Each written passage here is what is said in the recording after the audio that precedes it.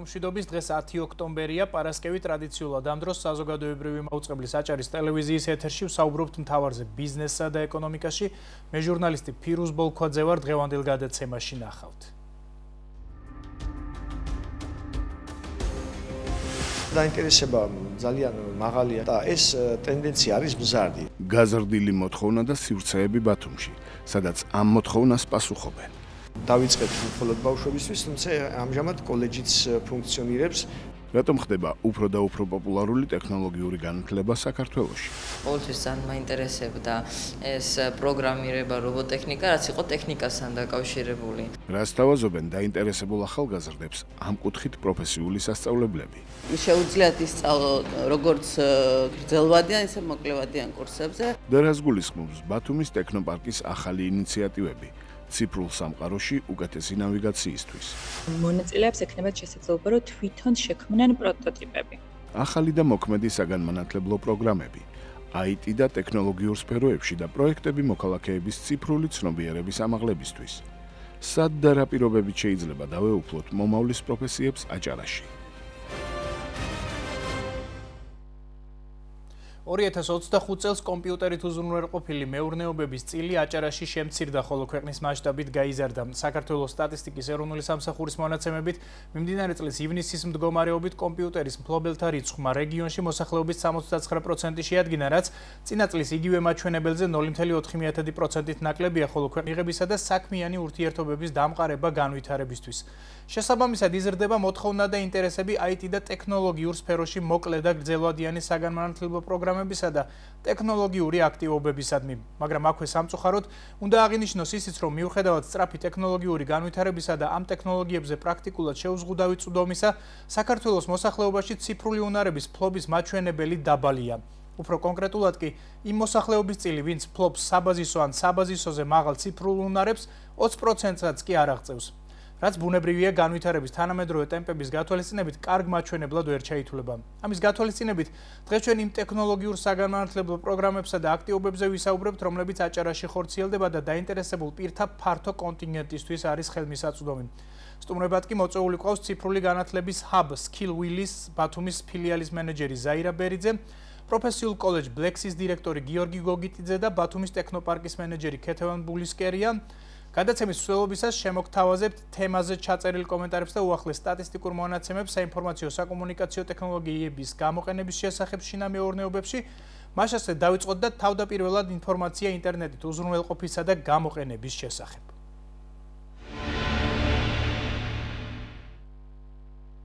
საქართველოს სტატისტიკის ეროვნული სამსახურის მონაცემებით მიმდინარე წლის ივნისის მდგომარეობით წინა წლის იგივე პერიოდთან შედარებით ინტერნეტით უზრუნველყოფილი მოსახლეობის წილი აჭარაში შემცირდა, ხოლო ქვეყნის მასშტაბით გაიზარდა. კერძოდ რეგიონში გლობალურ ქსელებზე წვდომის მქონე მოსახლეობის წილმა შეადგინა 94.5%, რაც 3.3%-ით ნაკლებია წინა წლის იგივე მაჩვენებელზე, ხოლო ქვეყნის მასშტაბით იგივე კატეგორიის მოსახლეობის წილმა შეადგინა 92%, რაც 0.5%-ით აღემატება წინა წლის იგივე მაჩვენებელს. რაც შეეხება დინამიკას, ინტერნეტზე წვდომის ინდიკატორი ბოლო წლებში ქვეყნის მასშტაბით მუდმივად მზარდია, ხოლო აჭარაში ცვალებადი. ამავე მონაცემებით მიმდინარე წლის ივნისის მდგომარეობით ინტერნეტით უზრუნველყოფილი შინა მეურნეობების წილი ქვეყნის მასშტაბით გაზრდილია როგორც ქალაქებში, ასევე სოფლებში. კერძოდ ქალაქების ინტერნეტიზაციის მაჩვენებელი გაზრდილია 0.7%-ით და აღწევს 95.2%-ს, ხოლო სოფლებში გაზრდილია 0.1%-ით და აღწევს 87.6%-ს, რაც შეეხება დინამიკას, ტენდენცია ბოლო წლებში ორივე შემთხვევაში მზარდია. მონაცემები ინტერნეტის გამოყენების მიზნობრიობის შესახებ საქსტატის ინფორმაციით 2025 წლის ივნისის მდგომარეობით 15 წლის და უფროსი ასაკის მოსახლეობის ყველაზე მაღალი წილი 97.2% მოდის ინტერნეტ, აუდიო და ვიდეო კავშირების გამოყენებაზე. რაც შეეხება სხვა მიზნობრიობას, 96% ინტერნეტს იყენებს სოციალური ქსელებით სარგებლობისთვის, 55.7% ინტერნეტ ბანკინგისთვის, 52% ჯანმრთელობის საკითხებზე ინფორმაციის მოძიებისთვის, 48%-მდე საქონლისა და მომსახურების შესახებ ინფორმაციის მოძიებისთვის, 45% ონლაინ ახალი ამბების, გაზეთებისა და ჟურნალების გაცნობისთვის, 38.5% ელექტრონული პოსტით სარგებლობისთვის და 14%-მდე პროგრამული უზრუნველყოფის ჩამოტვირთვისთვის.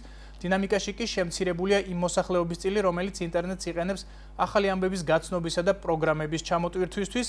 მონაცემები ინტერნეტის გამოყენების სიხშირის შესახებ საქსტატის ინფორმაციით მიმდინარე წლის ივნისის მდგომარეობით ყოველდღე ან თითქმის ყოველდღე ინტერნეტს იყენებს 15 წლის და უფროსი ასაკის მოსახლეობის 95.4%, რაც შეეხება განაწილების სხვა მაჩვენებლებს, ინტერნეტს კვირაში ერთხელ მაინც იყენებს მოსახლეობის 4.3%, ხოლო უფრო იშვიათად, ვიდრე კვირაში ერთხელ მოსახლეობის მხოლოდ 0.4%. და ბოლოს მონაცემები ელექტრონული კომერციის შესახებ საქსტატის ინფორმაციით 2025 წლის ივნისის მდგომარეობით გაიზარდა 15 წლის და უფროსი ასაკის მქონე იმ მოსახლეობის წილი, ვინც შეიძინა ან შეუკვეთა საქონელი ან მომსახურება ინტერნეტით, კერძოდ ზრდის მაჩვენებელმა ამ შემთხვევაში შეადგინა 6.1% და მიაღწია 37.4%, რაც შეეხება განაწილებას დასახლებული პუნქტების მიხედვით, ქალაქში ელექტრონული კომერციის გამოყენების მაჩვენებელი გაიზარდა ასევე 6.1%, ხოლო სოფელში 6.2%.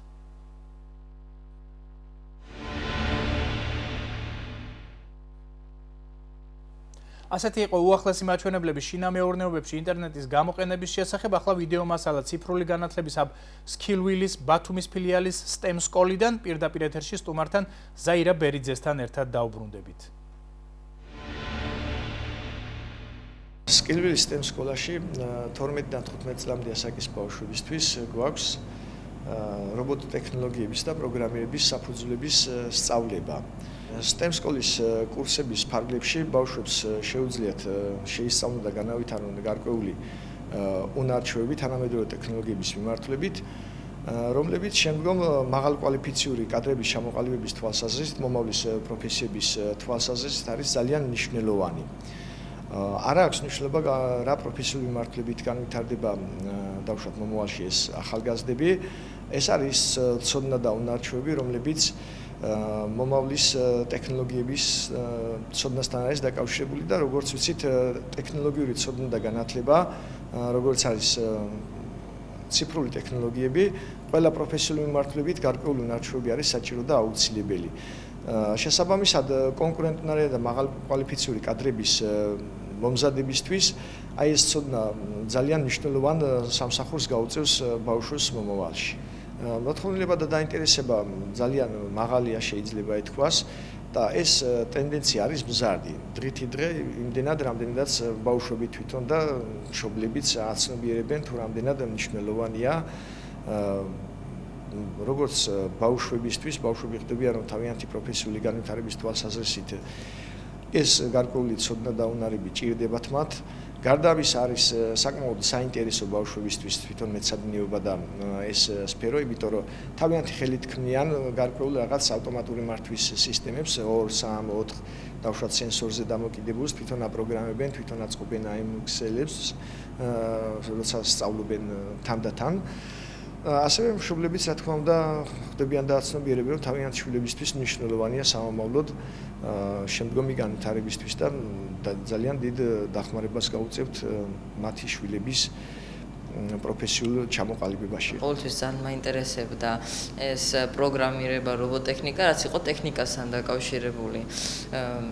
აქ, როდესაც მოვედი მე ძალიან საინტერესოა, ძალიან კარგი გარემო დამხვდა. პრაქტიკულად ყველაფერს ვაკეთებდით. პროგრამები ჩვენ Arduino ვისწავლეთ, Arduino არის რობოტექნიკა და სხვადასხვა პროექტებს ვქმნიდით. ასევე ვარჯიშობდით Scratch-ში ვაპროგრამებდით რაღაც სხვადასხვა თამაშებს ან ანიმაციებს ვქმნიდით, დიალოგების და ხმებით და ასე შემდეგ. განათლების მიღებას ვაპირებ კიდევ იმისათვის, რომ უფრო განავითარო ეს ცოდნა, როგორც პროგრამირებაში, ასევე რობოტექნიკაში. აქ მიღებულმა განათლებამ საფუძველი მომცა, რომ მომავალში ჩემით შევძლებ უკვე სწავლასაც და პროექტების შექმნას. უკვე უფრო ძნელი ენებსაც ვისწავლი პროგრამირების და უფრო დიდ და უფრო მასშტაბურ პროექტებსაც შევქმნი. და ახლა უფრო მეტ SkillWheel-ის საგანმანათლებლო პროგრამების და მიღების პირობების და ვადების შესახებ დღევანდელი გადაცემის პირველი სტუმარი ციფრული საგანმანათლებლო ჰაბის ბათუმის ფილიალის მენეჯერი ზაირა ბერიძე გვეტყვის. საღამოშიდობის ზაირა, დიდი მადლობა დროის დათმობისა და გადაცემაში მონაწილეობისთვის.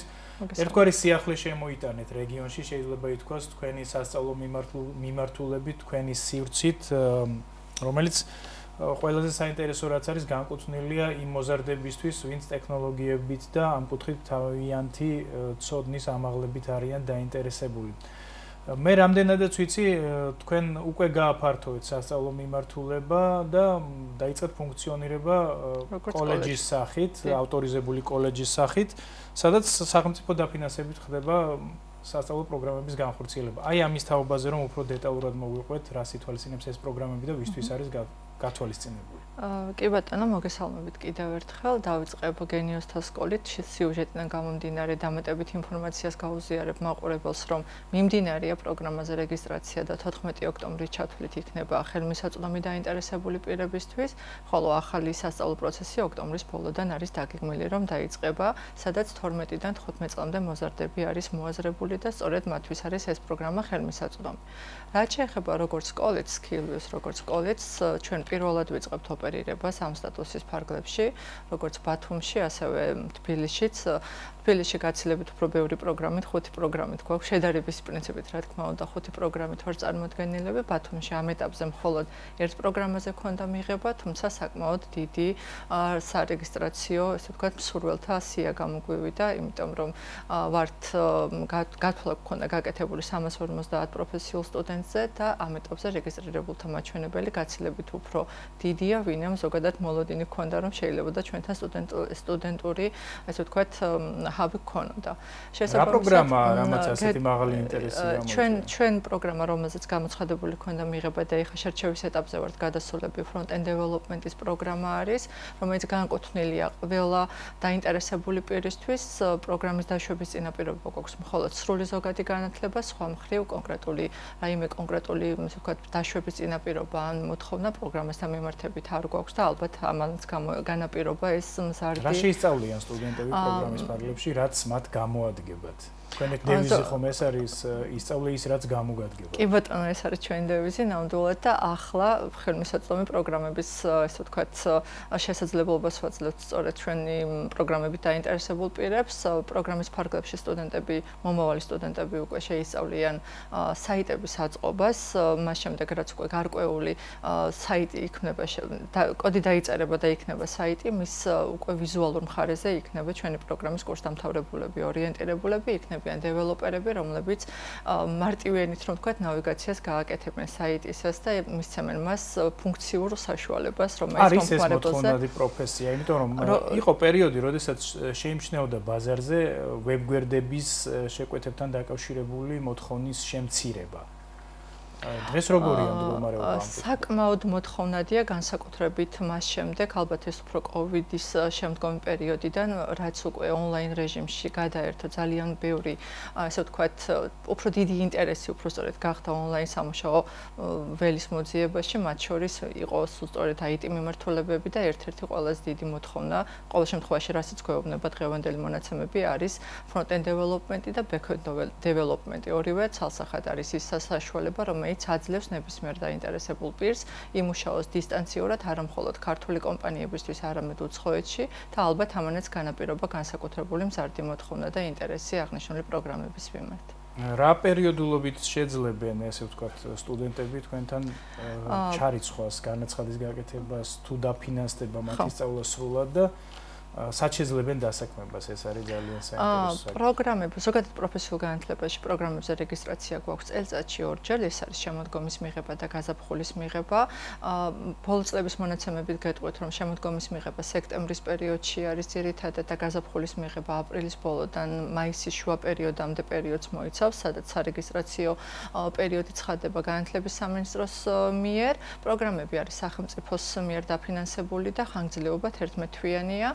შესაბამისად ამ პროგრამის დასრულების შემდეგ გაიცემა პროფესიული განათლების დამადასტურებელი დიპლომი, ხოლო რაც შეეხება დასაქმებას, ამ მხრივ მე შემიძლია უკვე როგორც სქილვილის მხარდაჭერასთან დაკავშირებული აქტივობების შესახებ გაგიზიაროთ ინფორმაცია. ჩვენ გვყავს ძალიან ბევრი პარტნიორი ორგანიზაცია, როგორც ადგილობრივი, ასევე საერთაშორისო და ცხადია ჩვენი კურსდამთავრებულები და განსაკუთრებით წარჩენების მქონე პირები იქნებიან რეკომენდირებული ცალკეულ კომპანიებთან თანამშრომლობის კუთხით და მათ გაუწევთ გარკვეულ მხარდაჭერას, რომ შესაძლებლობა მივცეთ, გქონდეთ საშუალება განსაკუთრებით მათთვის საინტერესო ბაზარზე დასაქმების. თუ სწავლობთ ბაზარს, რა არის, რა პროგრამებია მოთხოვნადი და აი ამის მიხედვით ხომ არ აპირებთ, რომ ბათუმშიც გააფართოვოთ პროგრამების ჩამონათვალი. კი ბატონო, როგორც კოლეჯი, რა თქმა უნდა, აპირებს, რომ განსაკუთრებით, ესე ვთქვათ, მაგალითად წელს მიმდინარე მიღებები იყო ძალიან ბევრი ინფორმაციის მომწოდებელი ჩვენთვისაც, თუ რა ინტერესი არსებობს, მაგალითად, ახალგაზრდების მხრიდან და რომელი პროგრამები შეიძლება იყოს სამომავლოდ მათთვის საინტერესო, როგორც კოლეჯის ბაზარზე ხელმისაწვდომი. მაგალითად, გრაფიკული დიზაინი არის ერთ-ერთი ყველაზე დიდი მოთხოვნის მქონე პროგრამა და სხვათა შორის ძალიან ბევრი აპლიკანტი გვყავს ამ პროგრამაზე თბილისის ფილიალში. ამიტომ სავარაუდოდ ამ მიმართულებით არა მხოლოდ ძალიან ბევრი პროგრამების შეთავაზება შეგვიძლია და უბრალოდ იმასაც დავამატებ აქვე, რომ ჩვენ არაფორმალური განათლების ფარგლებში გვაქვს მოკლევადიანი კურსები, რომლის დისტანციური ხელმისაწვდომობა მუდმივად შეუძლია დაინტერესებულ პირს და ამ კუთხითაც, რა თქმა უნდა, გვაქვს მუდმივი. აი ამ კურსებზეც რომ უფრო დეტალურად გითხრათ და ამით დავასრულოთ. კი ბატონო, აი ჩვენ გვაქვს საშუალება ჩვენს დაინტერესებულ, ესე ვთქვათ, მომხმარებლებს მივცეთ საშუალება დისტანციურად ისწავლონ სხვადასხვა პროგრამები, რომლებიც არის მოკლევადიანი და ზუსტ საჭიროებაზე მორგებული ვიწრო სპეციალობის კუთხით. შესაბამისად, ამ მიმართულებით მიღებები მუდმივად გვაქვს და ამ ეტაპზეც მიმდინარეობს. ის ფაქტი ვთქვათ, რომ თითოეული მათგანი ბათუმში არ არის, ბათუმის სქილვილის კოლეჯი ამ ესე ვთქვათ შეთავაზებას ვერ აკეთებს, არ არის ნამდვილად წინააღმდეგობაში არ მოდის რეგისტრაციას და რადგან სწავლება განხორციელდება ონლაინ და ცხადია ხელმისაწვდომობა ამ კუთხით აქვს აბსოლუტურად ყველა დაინტერესებულ პირს. რა პროგრამებზეა საუბარი ამ შემთხვევაში? იცით რა, ბევრი სხვადასხვა მიმართულებაა, გრაფიკული დიზაინია, ისე front-end development-ია, back-end development-ია და მოკლედ სხვადასხვა ასევე ბაზრის მოთხოვნების შესამოებისი პროგრამების მოკლევადიანი კურსის შეთავაზებაც არის შესაძლებელი, თუ კი იქნება მსურველების რაოდენობა, რა თქმა უნდა, რადგან კიდევ ერთხელ დავამატებ, საკმაოდ ბოლო წლებში საკმაოდ კარგი გამოცდილება გვაქვს და მაქსიმალურად ვცდილობთ, რომ აი ეს მზარდი დინამიკა, რაც სხვადასხვა ინტერესების კუთხით არის დაინტერესებული მხარის მერს მაქსიმალურად ხელმისაწვდომი გავხადოთ და გავაჩინოთ შესაძლებლობა, რაც მთავარი. გასაგებია, ძალიან დიდი მადლობა. ეს ზაირა ბერიძე გახლდათ, ბათუმის საგანმანათლებლო ჰაბის სქილვილის ბათუმის ფილიალის მენეჯერი.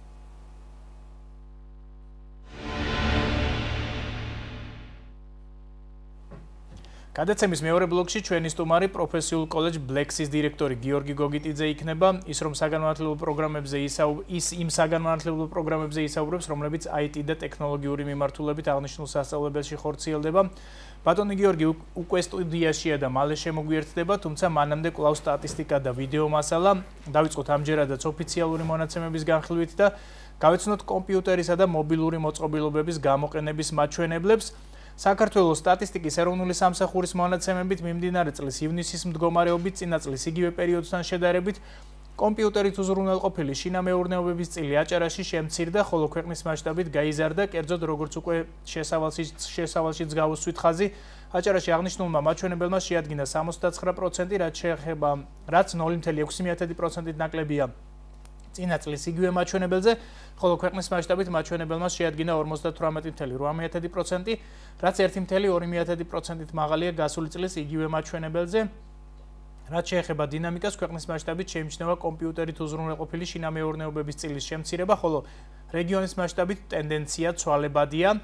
ამავე მონაცემებით მიმდინარე წლის ივნისის მდგომარეობით წინა წლის იგივე პერიოდთან შედარებით ქვეყნის მასშტაბით კომპიუტერით უზრუნველყოფილი შინამეურნეობების წილი გაზრდილია როგორც ქალაქებში, ასევე სოფლებში. კერძოდ ქალაქებში აღნიშნული მაჩვენებელი გაზრდილია 1%-ით და აღწევს 67.2%-ს, ხოლო სოფლებში გაზრდილია 1.4%-ით და აღწევს 47.2%-ს, რაც შეეხება დინამიკას, ორივე შემთხვევაში ტენდენცია არის ცვალებადი, ანუ პერიოდულად ფიქსირდება როგორც ზრდა, ასევე შემცირება. მონაცემები კომპიუტერის გამოყენების სიხშირის შესახებ Sakstat-ის ინფორმაციით მიმდინარე წლის ივნისის მდგომარეობით კომპიუტერს ყოველდღიან თითქმის ყოველდღე იყენებს 15 წლის და უფროსი ასაკის მოსახლეობის 71.4%, რაც შეეხება განაწილების სხვა მაჩვენებლებს, მოსახლეობის 19.9% კომპიუტერს იყენებს კვირაში ერთხელ მაინც, ხოლო 8.7% უფრო იშვიათად ვიდრე კვირაში ერთხელ. მონაცემები მობილური ტელეფონის გამოყენების შესახებ ამ შემთხვევაშიც ფიქსირდება ზრდა, კერძოდ Sakstat-ის ინფორმაციით 2025 წლის ივნისის მდგომარეობით წინა წლის იგივე პერიოდთან შედარებით ქვეყნის მასშტაბით 6 წლის და უფროსი ასაკის იმ მოსახლეობის წილი, ვინც მობილურ ტელეფონს იყენებს, ჯამურად გაიზარდა 1.1%-ით და მიაღწია 96.7%-ს, რაც შეეხება განაწილებას დასახლებული პუნქტების მიხედვით, მობილური ტელეფონების მომხმარებელთა რაოდენობა ქალაქებში გაიზარდა 0.3%-ით და მიაღწია 97.7%-ს, ხოლო სოფლებში გაიზარდა 2.2%-ით და მიაღწია 95%-ს. და ბოლოს მონაცემები smartphone-ების გამოყენების შესახებ Sakstat-ის ინფორმაციით მიმდინარე წლის ივნისის მდგომარეობით წინა წლის იგივე პერიოდთან შედარებით 6 წლის და უფროსი ასაკის იმ მოსახლეობის წილი, ვინც იყენებს smartphone-ებს, ჯამურად გაიზარდა 3.5%-ით და მიაღწია 99.3%-ს, რაც შეეხება განაწილებას დასახლებული პუნქტების მიხედვით, smartphone-ების მომხმარებელთა წილი ქალაქებში გაზრდილია 2.4%-ით და აღწევს 92.6%-ს, 92.6%-ს, ხოლო სოფლებში გაზრდილია 5%-ით და აღწევს 83.7%-ს.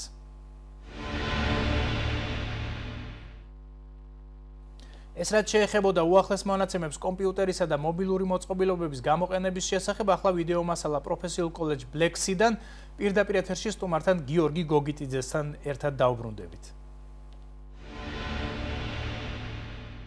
რადგან ჩვენ 21 საუკუნეში ვცხოვრობთ ტექნოლოგიების განვითარების საუკუნეში, ამიტომაც დაინტერესება იმის მიხედვით იზრდება, რას ემსახურება ეს სპეციალობები. ინფორმაციის ტექნოლოგიის განხრით, მაგალითად სპეციალობა კომპიუტერის ქსელი და სისტემები აძლევს საშუალებას სტუდენტებს ისწავლონ შიგნიდან ყველაფერი. ანუ როგორ აწყონ ქსელი, როგორ დააკონფიგურონ სერვერი, როგორ შეიყვანონ ის ქსელში ინტერნეტს, როგორ დაუკავშირდეთ და ამიტომაც მათთვის ის არის საინტერესო, რომ ასე რომ ვთქვათ, მატრიცაში ზიან და იქიდან ხელმძღვანელობენ ჩვეულებრივი მომხმარებლების ცხოვრებას. დღეს ყველაფერი ვითარდება. 5G ინტერნეტი, ჭკვიანი სახლები, smartphone-ები, რომელიც ყველაფერი ერთმანეთთან და ეს ყველაფერი ქსელშია ჩართული. ამიტომაც რადგანაც ვირჩევთ ტექნოლოგიებს, უნდა ავირჩიოთ ეს სპეციალობები იმისათვის, რომ ვიყოთ კარგად გარკვეული, როგორ დავიცვათ ინფორმაცია, როგორ ვიმუშაოთ ქსელთან, რა გავუკეთოთ იმისათვის, რომ გლობალურ ქსელში ჩავერთოთ. შეუძლიათ ისწავლო როგორც გრძელვადიან, ისე მოკლევადიან კურსებზე. ანუ ჩვენთან არის ინტეგრირებული ჯგუფი, რომელიც სკოლის დამთავრების ატესტატის გათანაბრებულ დიპლომს იძლევა, რომელსაც შეუძლია უმაღლესი განათლების მიღება შემდეგ. და არის ჩვეულებრივი პროგრამა, რომლის საშუალებითაც მათ შეუძლიათ სრულად მხოლოდ ვიწრო სპეციალიზაცია მიიღოთ. ბავშვები შეიძლება იყვნენ როგორც 9 კლასს დამთავრებულები, ასევე საშუალო განათლებით და შეუძლიათ მეორად პროფესიის მიღებაც. ჩვენთან სწავლება სრულად უფასოა, აფინანსებს მთლიანად სახელმწიფო, დაინტერესება არის და ხშირად გვიჭირს არჩევანის გაკეთება გასაუბრებებზე, იმიტომ რომ ჩვენ როგორც იცით ჯერჯერობით შეზღუდული ვართ ფართით და აქედან გამომდინარე ყველა მსურველს ვერ მივიღებთ, გვაქვს ჩვენი გარკვეული ზღვარი, ჯგუფში შეიძლება მაქსიმუმ 20 ბავშვი იყოს, აქედან გამომდინარე გვაქვს ეს სირთულეები, რომ ყველას ვერ ვაძლევთ განათლების შანსს. მაინტერესებს ახალი ტექნოლოგიები, კომპიუტერები და ასე შემდეგ. ვარ ინტეგრირებულ პროგრამაზე, ანუ ეს მაძლევს თან პროფესიის სწავლას და თან სკოლის საგნების სწავლას და ანუ მივიღებ პროფესიის ატესტატსაც და სკოლის დამთავრების ატესტატს. ვაპირებ, ანუ ამ პროფესიით გაგრძელება სწავლას, დიდ კომპანიებში ვიმუშაო, კარგი ხელფასი მქონდეს და განვითარდე შემდეგში ამ მიმართულებით. ახლა უფრო მეც კოლეჯ ბლექსიში IT და ტექნოლოგიური მიმართულებით არსებული საგანმანათლებლო პროგრამების შესახებ ამ პროფესიული საგანმანათლებლო დაწესებულების დირექტორი გიორგი გოგიტიძე გვეტყვის. საღამოშვიდობის გიორგი, დიდი მადლობა დროის დათმობისა და გადაცემაში მონაწილეობისთვის. პრინციპში ვიდეო მასალიდანაც ძალიან კარგად ჩანდა, რომ აქტივობა და მოთხოვნა საკმაოდ მაღალია და ტენდენცია არის ის, რომ პერიოდულად იზრდება მოთხოვნა ტექნოლოგიურ და IT მიმართულებით, თუნდაც მოკლევადიან სასწავლო პროგრამებზე. აღარაფერს ვამბობ გრძელვადიან სასწავლო პროგრამებზე, რომლებიც უფრო ეფექტიანია დასაქმების თვალსაზრისით. აი თქვენი დაკვირვებით, როგორია ტენდენციები ბაზარზე და რა შედეგებს გვაძლევს იმ პროგრამების განხორციელება, რაც გაქვთ თქვენ? მოგესალმებით ბატონო ფიროზ, მივესალმებით ტელემაყურებლებს, მადლობა მოწვევისათვის. მნიშვნელოვან საკითხთან დაკავშირებით ვსაუბრობთ. გადაცემას ქვია მთავარი ეკონომიკაში და ეკონომიკაში დღეს მთავარია სწორედ IT მიმართულებები, ერთ-ერთ მნიშვნელოვან როლს ასრულებს იმ სტატისტიკასთან გამომდინარე, რომელიც უკვე გავაცანით ტელემაყურებლებს, ჩანს თუ რამდენად ფართოდ გამოიყენება ინფორმაციული ტექნოლოგიები და დღეს ციფრულ სამყაროში ფაქტობრივად 90%-ზე მეტი უკვე იყენებს ციფრულ ტექნოლოგიებს, ხო? კი, ეს სტატისტიკიდანაც ჩანს. სტატისტიკიდან ჩანს. აქედან გამომდინარე, ამ ტექნოლოგიურ პროცესში, ტექნოლოგიების გამოყენებას ჭირდება შესაბამისი მომსახურება, რომ იყოს გამართული როგორც ტექნიკურად, ასევე პროგრამულად და ის ფუნქცია, რომელიც გააჩნია IT ტექნოლოგიებს, სრულყოფილად იმუშაოს. აქედან გამომდინარე, ზოგადად ეკონომიკაში ინფორმაციული ტექნოლოგიები სწრაფი ტემპით ვითარდება, მიუხედავად იმისა, რომ გასულ წელთან შედარებით, თქვათ, სტატისტიკა ზოგიერთ შემთხვევაში იკლებს ან იმატებს, ამას დიდი მნიშვნელობა. ეს შეიძლება იმაზეც იყოს დამოკიდებული, იზრდება მოსახლეობის რიცხოვნობა და უცებ ვერ ხდება მათი მოთხოვნების მნიშვნელობა იქიდან გამომდინარე არის, რომ ჯამში გასულ წელსაც და წელსაც ძალიან მაღალი მაჩვენებელია მომხმარებელთა თვალსაზრისით, ხო? და ზოგადად დღეს ეკონომიკა ციფრული ტექნოლოგიების გარეშე წარმოუდგენელია, ხო? წინა სტუმარმა ქალბატონმა ზაირმა მისაუბრა თუ აი პანდემიის შემდეგ როგორ მასიურად დაიწყო თუნდაც ციფრული ეკონომიკა, ციფრული ტექნოლოგიები, ციფრული მარკეტინგი, ციფრული ბაზრები, ერთგვარად ბიძგი მისცა ციფრული მიმართულებების განვითარებას. აქედან გამომდინარე, მე ვერ წარმომიდგენია დაწესებულება დღეს, რომელიც არ იყენებდეს ციფრულ ტექნოლოგიას, ეს იქნება კომპიუტერი, სმარტფონი თუ სხვა საშუალებები, ხო? სხვა შემთხვევაში ბიზნესი ვერ განვითარდება. ამიტომ ბიზნესი სწრაფი ტემპით ვითარდება და ტექნოლოგიების სწრაფი ტემპით ვითარდება. ჩვენ ვართ იმ საუკუნეში, რომელზეც ფაქტიურად ციფრულ ტექნოლოგიებზე და ხელოვნურ ინტელექტზე გადავდივართ, ხო?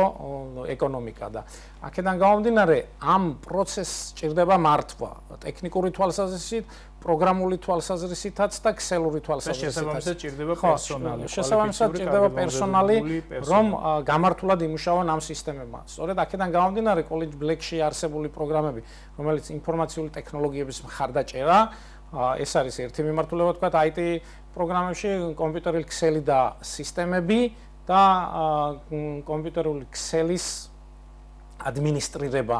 ეს არის, ანუ სამივე დონის პროგრამას ახორციელებს კოლეჯ ბლექსი, ეს არის მესამე დონის, მეოთხე დონის და მეხუთე დონის პროგრამა, რომელიც უფრო სიღრმეში მიდის ამ შემთხვევაში. ქსელი და სისტემები იძლევა აგრეთვე შესაძლებლობას, რომ ინტეგრირებული პროგრამა განხორციელდეს, ეს არის მეოთხე დონის პროგრამა, რაც გულისხმობს იმას, რომ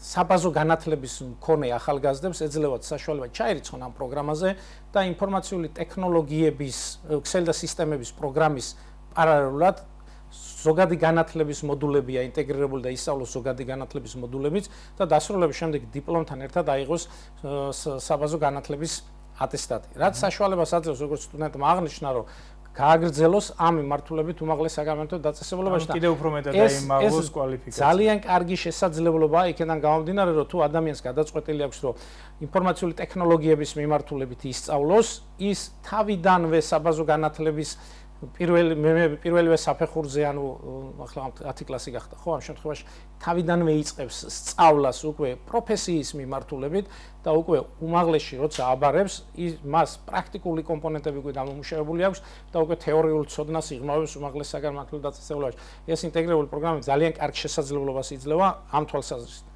მეორე, გარდა იმისა, რომ ან პროფესიულ კოლეჯში ხორციელდება, თქვა, პროგრამები, ხო, აღსანიშნავია, რომ ქედის მუნიციპალიტეტშიც გვაქვს აღნიშნული მიმართულებით პროგრამა და ქედის მოსახლეობას ეძლევა საშუალება, ხო, შესწავლა. მნიშვნელოვანი არის ის, რომ თეორია და პრაქტიკა ადგილზე მიმდინარეობს, რეალურ სამუშაო გარემოში უწევთ სტუდენტებს მუშაობა ადგილზე, აქვს შესაძლებლობები, რომ უზრუნველყონ ქსელური სისტემების გამართული მუშაობა, აგრეთვე პროგრამული უზრუნველყოფა, კომპიუტერული ტექნოლოგიის, ქსელის გამართულად მუშაობა, რაც შესაძლებლობას იძლევა, რომ რეალურ სამუშაო გარემოში ადაპტირდეს თავიდანვე სტუდენტი. აქ საუბარი იყო smartphone-ებზე, ტელეფონების გამოყენება. ანალოგიურად ტელეფონებსაც და smartphone-ებსაც ჭირდება ქსელი და სისტემების მიმართულების ტექნიკოსი, იმიტომ smartphone და ტელეფონი რო იყოს ჩართული ერთიან ქსელში, მას ჭირდება კი, ჩვენ ნახავთ უსადენო ინტერნეტის გამოყენების მაჩვენებლებსაც. კი ბატონო, ხო, ანუ შესაბამისად მობილური მოწყობილობების სპეციალისტებმა უნდა უზრუნველყოს, უფრო ხშირად ხდება და უფრო ფართოდ ხდება. უნდა უზრუნველყოს ქსელის გამართულად მუშაობა, რომ აი Wi-Fi სისტემები იქნება თუ უსადენო სისტემები, მასთან კავშირი ქონდეს თანამედროვე ტექნოლოგიებს, ხო? გარდა ამისა, რეგიონში ამ მოთხოვნა იმდენად გაიზარდა, რომ გაჩნდა ახალი მიმწოდებლები, როგორც წინა შემთხვევაში, სტუმრის შემთხვევაში, ხო, ახალი კოლეჯი გაჩნდა, სხვა კოლეჯებიც და გარდა ამისა, მოთხოვნა იმდენად გაიზარდა, რომ სკოლებში მოხდა ინტეგრირება პროფესიული განათლების. ჩვენ ვისაუბრეთ სკოლის შედეგების ინტეგრირება პროფესიულ განათლებაში, მაგრამ პირიქითაც დაიწყო პროცესი. გასულ წელს ორი სკოლა იყო, გასულ წელს ორი სკოლა იყო ჩართული.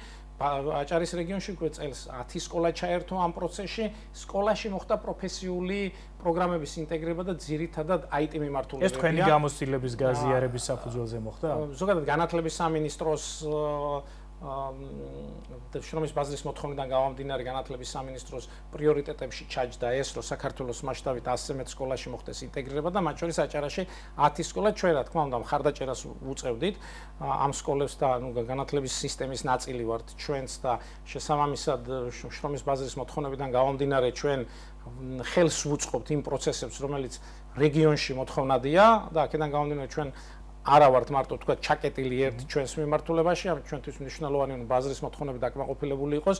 აქედან გამომდინარე ამ პროცესსაც ხელს ვუწყობთ, რომელიც სკოლებში მიმდინარეობს. რამდენად აქტიურად თანამშრომლობენ თქვენთან დამსაქმებლები, ვისაც გააჩნია ასეთი პერსონალის საჭიროება, ადგილობრივ დავსაქმებებს გულისხმობ განსაკუთრებით. კი ბატონო, თუ ბაზარს გადავალებთ თვალს, საკომუნიკაციო, ესე ვთქვათ, სისტემების მოწყობა, ქსელების, სერვერების მოწყობა პრაქტიკულად მშენებლობის თამდევი პროცესია, ხო? სამშენებლო სექტორის და კეთილმოწყობის თამდევი პროცესია. მოგეხსენებათ, რომ სახელმწიფო კოლეჯია ბლექსი და შესაბამისად სახელმწიფოს პოლიტიკა არის, რომ შრომის ბაზრის მოთხოვნების შესაბამისად განახორციელოს კოლეჯებმა საქმიანობა ამ შემთხვევაში და ავტორიზაციის ერთ-ერთი წინაპირობაა, რომ შრომის ბაზრის მოთხოვნების შესაბამისი პროგრამები იყოს. აქედან გამომდინარე, ჩვენ ვიდრე პროგრამას დავიმატებთ ან განვახორციელებთ, დამსაქმებლებთან ვატარებთ შრომის ბაზრის კვლევას და დამსაქმებლების მოთხოვნიდან გამომდინარე ვახორციელებთ პროგრამებს. აქედან გამომდინარე, პარტნიორობის გარეშე შეუძლებელია პროგრამის განხორციელება და მოთხოვნა არის ძალიან დიდი და აქედან გამომდინარე არ მუშაობს ეს პროგრამები და პედაგოგმაც აღნიშნა, რომ კონკურსი არის ძალიან დიდი, ანუ კვოტა გვაქვს, რომლის მიხედვითაც უნდა ჩავრიცხოთ სტუდენტების რაოდენობა და მოთხოვნა ყოველთვის გაცილებით მეტია, ვიდრე ხდება ჩარიცხვა და ხომ არ მიდის მუშაობა ამ კუთხით, რომ ამ გამოწვევას გავუმკლავთ. ეხლა ბუნებრივია, ვერასდროს ვერ მიაღწევთ იმ დონეს, რომ ყველა მოთხოვნას ყოველ შემთხვევაში გამოწვევა არის იქედან გამომდინარე, აი თუნდაც ამ ბოლო მიღებაზე 200 ადგილზე გქონდა ზოგადად კოლეჯში მიღება გამოცხადებული და 500-ზე მეტი განცხადება იყო, კონკურსი ყოველთვის ერთნახევარჯილ ორჯერ მეტია და არის შემთხვევები, რომ 3-4 წელი აბარებს ჩვენთან და შემდეგ ხდება ვთქვათ კოლეჯში რთულია ამ შემთხვევაში კოლეჯში მოხვედრა იქიდან გამომდინარე მოთხოვნა არის ძალიან მაღალი და შესაბამისად ეს საშუალებას გვაქვს სწავლის ხარისხი გქონდეს მაღალი და ეს მეორეს ხდის მოთხოვნას კიდე კოლეჯის მიმართ რაც შეეხება ამ გამოწვევაზე გამკლავება მოგეხსენებათ რომ ეგრეთ წოდებული განათლების ქალაქში შენდება კოლეჯი ბლექსის შენობა უკვე დასასრულისკენ არის შიდა სარემონტო სამუშაოებია დარჩენილი და 2026 წლიდან უნდა შევიდეს ექსპლუატაციაში და უკვე შესაძლებლობა მოგვეცემა რომ გავამრავალფეროვნოთ პროგრამები, დავამატოთ ახალი სპეციალობები და უფრო მეტი რაოდენობის სტუდენტები მივიღოთ და ის დისბალანსი მოთხოვნასა და მიწოდებას შორის რომელიც არსებობს აღმოვფრათ. როგორმე მოხერხდეს ამ როგორმე მოხერხდეს, კი. საინტერესოა აი გამრავალფეროვნებაზე ისაუბრეთ პროგრამების. უფრო რა მიმართულებით შეიძლება დაგემატოთ ახალი პროგრამები? თუ არის რაიმე ახალი საინტერესო დაკვეთა ბაზრიდან? ჩვენ მოგეხსენებათ რომ მრავალპროფილური მიმართულებით ვმუშაობთ, თუმცა ძირითადი მიმართულება არის ტურიზმი და სამშენებლო მიმართულება, მაგრამ აი ტურიზმსა და სამშენებლო მიმართულებას სჭირდება IT მომსახურება და აქედან გამომდინარე გვაქვს IT მიმართულებები. აღსანიშნავია რომ არ მინდა რომ გამომჩეს რომ გარდა იმ სამი პროგრამისა რომელიც დავასახელე მე, ჩვენ გვაქვს Cisco-s აკადემია, რომელიც ეს არის სან-ფრანცისკოში არსებული აკადემია, ქსელური სისტემების აკადემია და Cisco-s პროგრამები გვაქვს ინტეგრირებული ჩვენ საგანმანათლებლო პროგრამებში, ანუ სწავლის დროს პარალელურად შესაძლებლობა ეძლევა ჩვენს სტუდენტებს დიპლომთან ერთად Cisco-s აკადემიის სერტიფიკატიც აიღოს ეს კიდევ დამატებით შესაძლებლობას იძლევა მოგეხსენებათ რომ Cisco-s ქსელი ერთ-ერთი წამყვანი ქსელია მსოფლიო ინდუსტრიაში. რაც შეეხება მიმართულებებს ჩვენ კოლეჯის მშენებლობის პროცესში სანამ დაიწყებოდა მშენებლობა რა თქმა უნდა შრომის ბაზრის კვლევის შესაბამისად განსაზღვრეთ პროფესიები თუმცა მიმდინარეობს ისევ შრომის ბაზრის კვლევიდან გამომდინარე საქართველოში ჩარჩო დოკუმენტების გადახედვა და გაუმჯობესება ევროპულ საგანმანათლებლო სივრცესთან ინტეგრირება და აქედან გამომდინარე ჩვენ შეიძლება მოგვიწვიოს გადაწყობა იმ პროგრამების მიმართ, რომელიც პროგრამული პრიორიტეტების სასწავლო პროგრამების მიმართულებით შეიცვალოს. რა თქმა უნდა, შეიცვალოს. ახალი გამოწვევებიდან გამომდინარე. დიახ, იმიტომ რომ ტექნოლოგიები ძალიან სწრაფად ვითარდება და გაჩნდება შრომის ბაზარზე მოთხოვნა ჩვენ უზრუნველყოფთ რომ დავახვედროთ მას პროფესიონალურად. ერთგვარად ვალდებულიც ხართ რომ უზრუნველყოფთ ეს. ანუ სტრატეგია ჩვენი არ არის ის რომ შრომის ბაზარზე არსებული დღეს რა მოთხოვნებია, ამის მიხედვით უზრუნველყოფთ ჩვენ კადრების მიწოდება, არამედ ჩვენ ვატარებთ კვლევებს არა დღეს არსებულ მოთხოვნაზე, არამედ მომავალში რა მოთხოვნება იქნება, მუშაობთ თქვათ ეკონომიკის სამინისტროსთან, რა ინვესტიციები იგეგმება, რა მიმართულებით ხდება თქვათ საომავლოდ ბიზნესის განვითარება და ამის მიხედვითაც რომელი დარგებიდან წამოვიდეს. აი მაგალითისთვის შეგვიძლია მოვიყვანოთ შვახევში, როდესაც ფილიალს ვაკეთებდით, ну ფილიალი პირობით იმცნება, ანუ პროგრამის განხორციელების ადგილია, როცა ვაკეთებდით, ჩავატარეთ კვლევა, რომ 5 წლის შემდეგ რა მიმართულებებში იქნებოდა მოთხოვნა, აი მაგალითად იგეგმებოდა გაზიფიცირება, ან ჰესის მშენებლობა, ხო, შესაბამისად ჩვენ უკვე სანამ გაზიფიცირება დაიწყო, მანამდე უკვე შემდგებლები დავახვედრეთ შრომის ბაზარს, ანუ წინ ვუსწრებთ შრომის ბაზრის მოთხოვნებს გარკვეულ მიმართულებებში, როცა უკვე იდენტიფიცირებულია რა იქნება მოთხოვნადი, რომ ჩვენ ვიყოთ შრომის ბაზრის მოთხოვნების დროს უკვე მზად. გასაგები. უკანმიმდევრნებული ლამპარებით არ ვიყოთ წინ დავახვედროთ ლამპარი და გავუნათოთ შრომის ბაზარს გზა. ძალიან დიდი მადლობა წარმატებებს გისურვებთ თქვენ საქმიანობაში და სურვილში რომ გააფართოვოთ თქვენი სასწავლო პროგრამები და უფრო მეტად გაამრავალფეროვნოთ. ეს გიორგი გოგიტიძე გახდათ პროფესიულ კოლეჯ ბლექსის დირექტორი. გადაცემის დასკვნით ნაწილში ჩვენი სტუმარი საქართველოს ინოვაციებისა და ტექნოლოგიების სააგენტოს ბათუმის ტექნოპარკის მენეჯერი ქეთევან ბულისკერია იქნება. ის აჭარაში მიმდინარე და დაგეგმილი იმ ღონისძიებების შესახებ ისაუბრებს, რომლებიც სწორედ ციფრული უნარების ამაღლებას ემსახურება, თუმცა მანამდე კვლავ სტატისტიკა და ვიდეო მასალა. დავიწყოთ ისევ ოფიციალური მონაცემების განხილვით და ამჯერად გავეცნოთ ინტერნეტით განხორციელებული აქტივობების მაჩვენებლებს. საქართველოს სტატისტიკის ეროვნული სამსახურის მონაცემებით მიმდინარე წლის ივნისის მდგომარეობით წინა წლის იგივე პერიოდთან შედარებით 15 წლის და უფროსი ასაკის იმ მოსახლეობის წილი, ვინც ბოლო 3 თვის განმავლობაში მობილური მოწყობილობები უსადენო ინტერნეტთან წვდომისთვის გამოიყენა, ქვეყნის მასშტაბით ჯამურად იყო 99.5%, რაც შეეხება განაწილებას დასახლებული პუნქტების მიხედვით, ასეთი მოსახლეობის წილი ასევე 99.5% იყო ქალაქებში, ხოლო მცირედით მეტი 99.6% სოფლებში. ამავე მონაცემებით მიმდინარე წლის ივნისში წინა წლის იგივე პერიოდთან შედარებით 7.2%-ით გაიზარდა და 65%-ს გადააჭარბა 15 წლის და უფროსი ასაკის იმ მოსახლეობის წილმა, ვინც ბოლო 3 თვეში ინტერნეტით განახორციელა 3 ან 4 აქტივობა, რაც შეეხება სხვა მაჩვენებლებს, 5%-ით შემცირდა მათი წილი, ვინც განახორციელა 1 ან 2 აქტივობა, 0.6%-ით მათი, ვინც განახორციელა 5 ან 6 აქტივობა, 0.8%-ით მათი, ვინც განახორციელა 7 ან 8 აქტივობა, ხოლო უცვლელად 0.3%-ზე დარჩა მათი წილი, ვისაც არც ერთი აქტივობა არ განუხორციელებია. მონაცემები პროგრამული უზრუნველყოფის პროდუქტებთან დაკავშირებული აქტივობების შესახებ საქსტატის ინფორმაციით მიმდინარე წლის ივნისის მდგომარეობით წინა წლის იგივე პერიოდთან შედარებით 7.1%-ით გაიზარდა და 30.8%-ს მიაღწია 15 წლის და უფროსი ასაკის იმ მოსახლეობის წილმა, ვინც ბოლო 3 თვის განმავლობაში განახორციელა 3 ან 4 მსგავსი აქტივობა, რაც შეეხება სხვა მაჩვენებლებს, 0.1%-ით შემცირდა მათი წილი, ვინც განახორციელა 1 ან 2 აქტივობა, 1.4%-ით გაიზარდა მათი წილი, ვინც განახორციელა 5 ან 6 აქტივობა, 3.2%-ით შემცირდა მათი წილი, ვინც განახორციელა 7 ან 8 აქტივობა და 5%-ით შემცირდა მათი წილი, ვისაც არც ერთი მსგავსი აქტივობა არ განუხორციელებია. მონაცემები ინტერნეტით მმართველობის ორგანოებთან ან საჯარო სამსახურების სააგენტოებთან ურთიერთობის შესახებ საქსტატის ინფორმაციით მიმდინარე წლის ივნისის მდგომარეობით 90.8% იყო 15 წლის და უფროსი ასაკის იმ მოსახლეობის წილი, ვისაც მსგავსი კომუნიკაცია გლობალური ქსელებით არ ჰქონია, ხოლო 9.2% მათი წილი, ვისაც მსგავსი კომუნიკაცია ჰქონდა.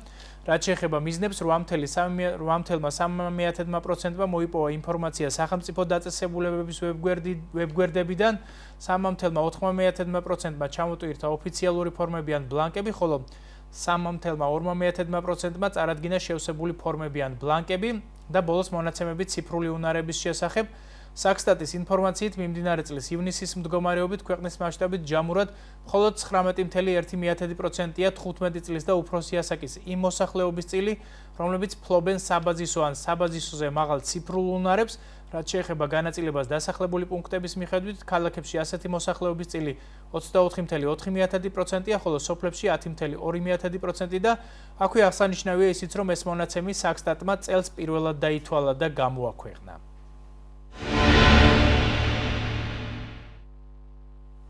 ასეთი იყო უახლესი მონაცემები ინტერნეტით განხორციელებული აქტივობების შესახებ. ახლა კომენტარი ბათუმის ტექნოპარკის ტექნოლოგიური აქტივობების შესახებ. პირდაპირ ეთერში სტუმართან ქეთევან ბულისკერიასთან ერთად დავბრუნდებით.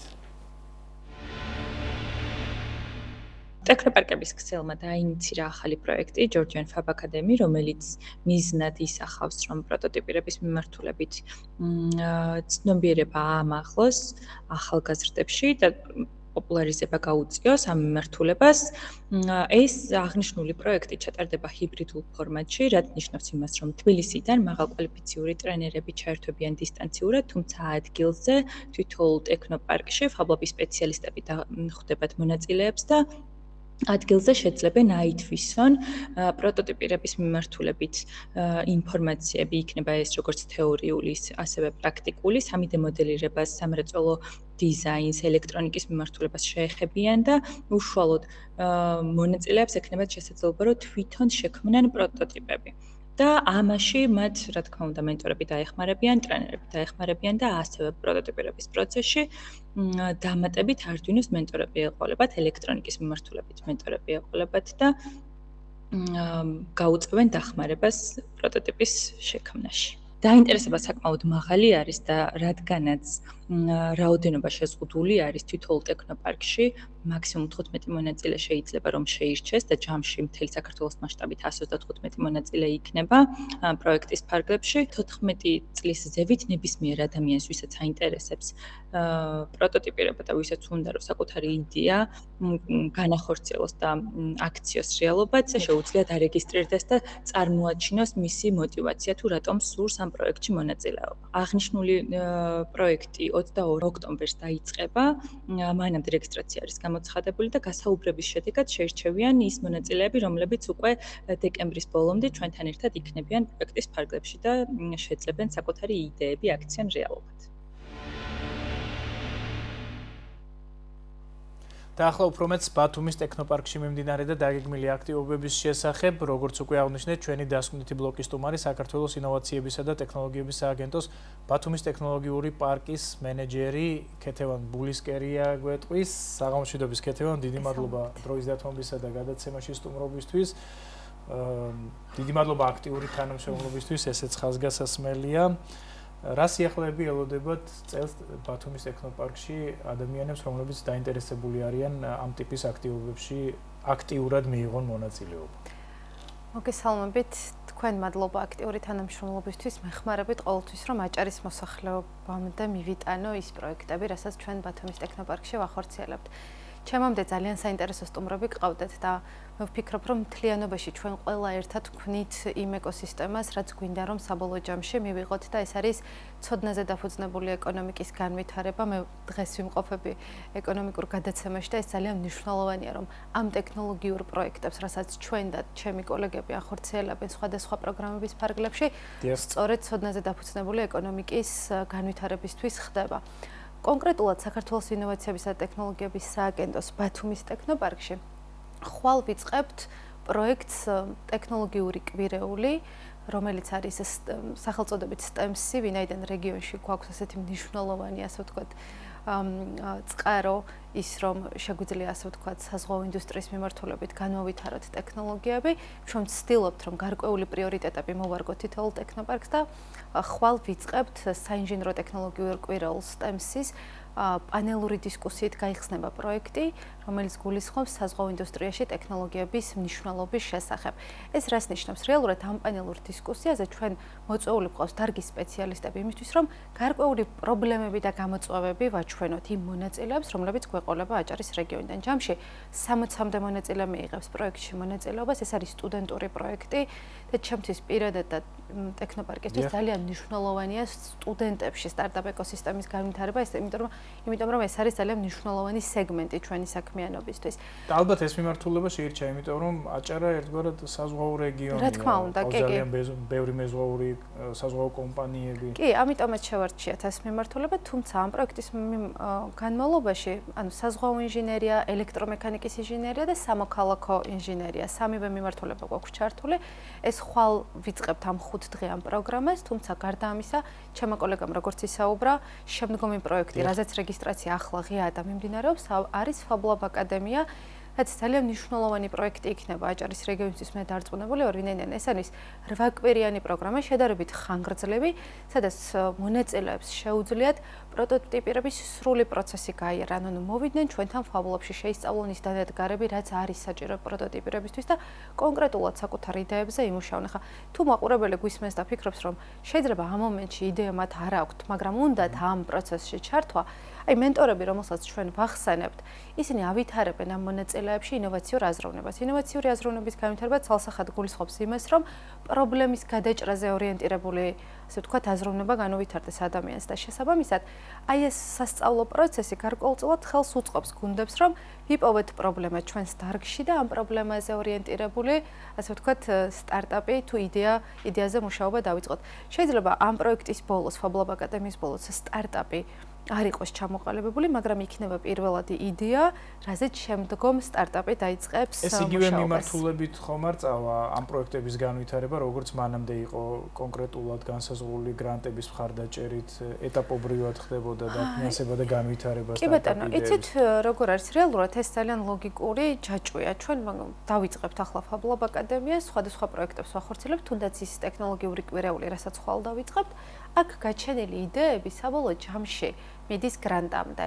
ჩვენი მიზანი სწორედ ეს არის, რომ აი ესეთ პროექტებს, ტექნოლოგიური მიმართულების პროექტებს ვახორციელებთ იმისთვის, რომ პირველი ნაბიჯები გადაიდგას, იდეა გაჩნდეს, იდეაზე მუშაობა დავიწყებთ, რომ ჩვენ 5 დღიან პროგრამასაც კი პროტოტიპით ვასრულებთ. ანუ მუშა პროტოტიპი უნდა გქონდეთ მონაწილეებს. ეს რას ნიშნავს, რომ FabLab-ში შემოდიან იდეით, აკეთებენ პროტოტიპს, რომელიც არის ტექნოლოგიური. ხდებათ მათ სივრცე და ყველანაირი რესურსი, რომ იდეის რეალიზება მოახდინონ. ერთი რომ ინტელექტუალური რესურსი, რომ მენტორი მეხმარება სპეციალისტი, რომ ჩემი იდეა, რომელიც მე თავში მაქვს, არ ვიცი როგორ განვახორციელო, თუმცა მენტორი ამაში მეხმარება.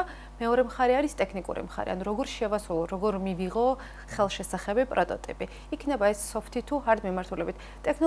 ტექნოლოგიურ კვირაულზე ერთ შემთხვევაში hard პროტოტიპებს ქმნიან, რომელსაც შეიძლება soft-ის მხარდაჭერა სჭირდებოდეს. თუმცა ეს ძალიან საინტერესო პროცესია, რომ 5 დღის შემდეგ ჩვენ ასე ვთქვათ, თვალსაჩინო პროტოტიპები გვიდევს ხოლმე მაგედაზე და ჟიური სწორედ ამ პროტოტიპებს აფასებს. და წინა პროექტებს ჩვენ ამ პროექტს უკვე მესამე წელი ავატარებთ და წინა პროექტის სტატისტიკა რომ გითხრათ, აქ გაჩენილმა იდეებმა საინტერესო მოხდა, ხო? კი, განვითარება მოხდა არაერთი კონკურსის ფარგლებში, არაერთ საგრანტო კონკურსში და ჯერ კიდევ ვითარდება ეს ყველაფერი, იმიტომ რომ რეალურად hardware-ის განვითარება ბევრად უფრო რთულია ტექნიკურად, ვიდრე soft-ის მიმართულებით. ხომ მაყურებლისთვის მარტივად გასაგები რო იყოს, ხელსაწყო რაღაცა პროცესის გაციფრულებისთვის შექმნილი ხელსაწყო მაგალითად, რომელიც ბევრ ცდას, ბევრ ტექნოლოგიურ, ასე ვთქვათ, სიახლეებს საჭიროებს, ბევრად უფრო რთული პროცესია და ბევრად უფრო ნაკლებია საქართველოში და მთელ მსოფლიოში, ვიდრე მაგალითად soft-ი პირობითად პლატფორმა, აპლიკაცია თუ ასე შემდეგ.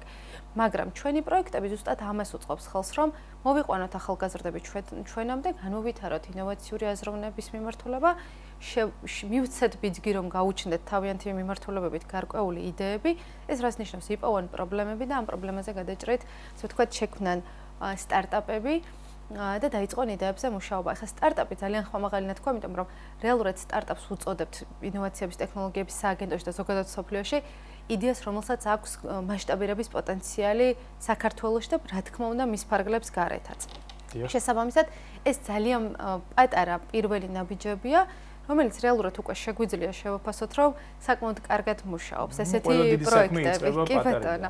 შესაბამისად, ვიწყებთ ესეთი პატარ-პატარა ნაბიჯებით, ვაძლევთ გარკვეულ ბიძგებს სტუდენტებს, მოზარდებს და შესაბამისად უკვე ისინი იწყებენ ისეთ იდეებზე მუშაობას და ერთვებიან სტარტაპ ეკოსისტემაში იმ გლობალურ ბაზარზე, რომელიც მთელი მსოფლიოსთვის, ასე ვთქვათ, ერთია და საქართველოს საკმაოდ როგორც ვთქვათ, მნიშვნელოვან სიტყვას ამბობს სტარტაპ ეკოსისტემის გლობალურ ბაზარზე და მე ძალიან მოხარული ვარ, რომ აჭარაც უკვე შეიძლება ამ რუკაზე საკმაოდ საინტერესო იყოს დატანილი, ვინაიდან არაერთი სტარტაპია, რომელიც უკვე პირველივე დღიდან ვიცით, რომ შეიქმნა აჭარაში, ეს ხალხი აჭარაში ცხოვრობს, მუშაობს და აქედან ცდილობენ გლობალურ ბაზარზე გასვლას და ეს ჩემთვის როგორც ბათუმის ტექნოპარკის მენეჯერთვის ძალიან მნიშვნელოვანი მიღწევაა.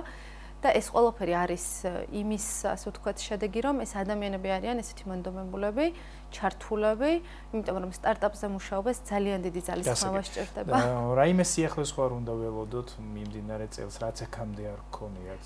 კი, რასაც ტექნოპარკი დაანერგავს და განახორციელებს. კი ბატონო, რაც საინტერესო იქნება ტექნოლოგიური სიახლეებით დაინტერესებული. უახლოეს მომავალში ჩვენ გვექნება ჰაკათონი. travel tech-ი ჰაკათონი, რომელიც ტურიზმის ინდუსტრიის შესახებ არის, რეალურად ჩვენ უნდა ვიპოვოთ გამოწვევები, რაც არის ტურიზმის ინდუსტრიაში და ჰაკათონის ფარგლებში ვეცადოთ მათ მოგვარებას. ეს არის ძალიან საინტერესო პროცესი, როდესაც 36 საათის განმავლობაში პროგრამირებითა და სხვადასხვა ტექნოლოგიური მიმართულებით დაინტერესებული და ტურიზმით, რა თქმა უნდა, დაინტერესებული ადამიანები იკრიბებიან, იღებენ გარკვეულ პრობლემებს და 36 საათის შემდეგ ამ პრობლემებზე გადაჭრილ პროტოტიპებს ქმნიან, იქნება ეს soft-ი თუ hard-ი აქაც.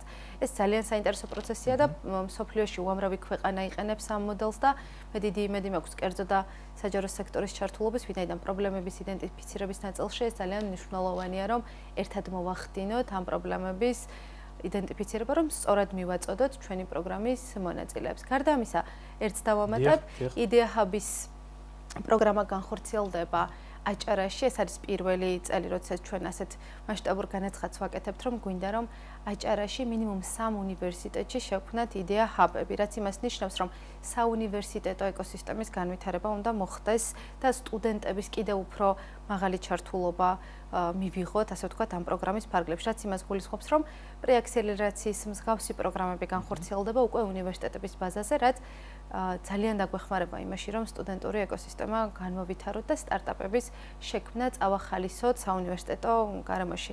რაც ძალიან მნიშვნელოვანია თუ გადავხედავთ მსოფლიო სტატისტიკას უნივერსიტეტების, ასე ვთქვათ, კუთხით. გასაგებია, ძალიან დიდი მადლობა. ჩვენ აუცილებლად ყურადღებით მივადევნებთ თქვენს აქტიურობის თვალს და შესაძლებლობის ფარგლებში აუცილებლად გავაშვიკებთ კიდეც. კი, ძალიან მოკლედ თუ შეიძლება. ახლახანს დაანონსდა ახალი კანონ პროექტი ინოვაციური სტარტაპის სტატუსის მიღებასთან დაკავშირებით. მე ვფიქრობ, რომ ამაზე საერთოდ ცალკე გადაცემა იქნება საჭირო, ვინაიდან გარკვეული საგადასახადო შეღავათები აქვთ სტარტაპებს, რომლებიც მიიღებენ, ასე ვთქვათ, ინოვაციური სტარტაპის ანუ იგი უნდა დაუწესდეთ საგადასახადო. უკვე დაგეგმილია კანონ პროექტი დამტკიცებულია და ჩვენ ამაზე ალბათ კიდევ უფრო საგულისხმოდ უნდა ვისაუბროთ. კი, ვფიქრობ, რომ მოგვიწევს ამაზე. პატარა ინტრიგა თავტოვთ თქვენს მაყურებელს. კარგი, ძალიან დიდი მადლობა. ეს ქეთევან ბულისკერია გახდათ, ბათუმის ტექნოპარკის მენეჯერი. ამით მთავარი ეკონომიკაში დასრულებულია დღევანდელი გადაცემის სრული ჩანაწერი შეგიძლიათ იხილოთ ჩვენს Facebook გვერდზე სახელწოდებით მთავარი ეკონომიკაში და მაუწყებლის ოფიციალურ ვებგვერდზე. ერთმანეთს მომავალ პარასკევს ამავე არხზე იგივე საეთერო დროს შევხვდებით. გმადლობთ რომ გვიყურეთ. კარგად ბრძანდებოდეთ.